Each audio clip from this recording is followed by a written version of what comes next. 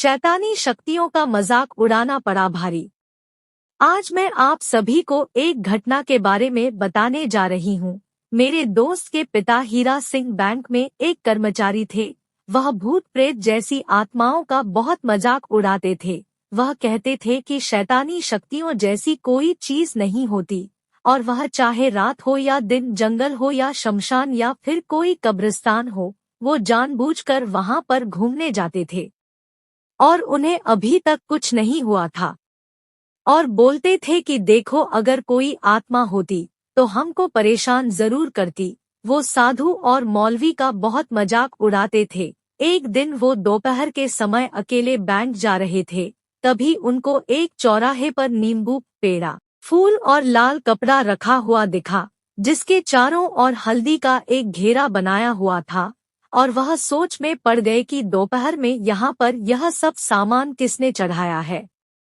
और वह मस्ती के मूड में साइकिल से नीचे उतरे और हल्दी से बने हुए घेरे के अंदर से नींबू, लाल कपड़ा और मिठाई भी उठा ली और साइकिल पर बैठकर हंसते हुए बैंक की ओर चले गए। वहां पहुंचकर काम करने में व्यस्त हो गए। काम करते करते उन्हें भूख लग गई और वह खाना खाने लगे। तभी उनको याद आया कि मेरे पास नींबू, मिठाई भी रखी हुई है। तो उन्होंने उसे भी खा लिया और जो लाल कपड़ा उठाया था उससे अपना हाथ मुंह पोंछकर कूड़े में फेंक दिया और उनको कुछ भी नहीं हुआ। जैसे जैसे दिन ढलने लगा, रात होने लगी, वैसे उनका सिर भारी होने लगा और वह घर आ गए। रात के 12 बजते ही वे जोर जोर से कभी हंसते और कभी रोते और यहाँ तक कि वे अपना कपड़ा फाड़ देते थे या फिर अपने आप को कैंची या चाकू से काटने लगते। एक दिन तो उन्होंने हद ही कर दिए। वह अपने गले में फांसी का फंदा लगाकर खड़े हो गए। तभी उनकी पत्नी ने उन्हें देख लिया और उन्हें छुड़ाया। पत्नी उनसे पूछने लगी, आपको क्या हो गया है जो आप ऐसी वैसी हरकतें करने लग गए? तो वे कुछ नहीं बोले, जैसे कोई पागल किसी बात को सुन रहा हो। उनकी पत्नी परेशान होकर डॉक्टर के घर पहुंची और उनका इलाज करने को कहा। हालांकि डॉक्टर को बीमारी समझ में नहीं आई, फिर भी डॉक्टर ने उनको ग्लूकोज की बोतल चढ़ाना चालू कर दिया। धीरे धीरे कुछ दिन बीतते गए। लाल सिंह की तबीयत मानो कैंसर के मरीज से भी बदतर हो गई।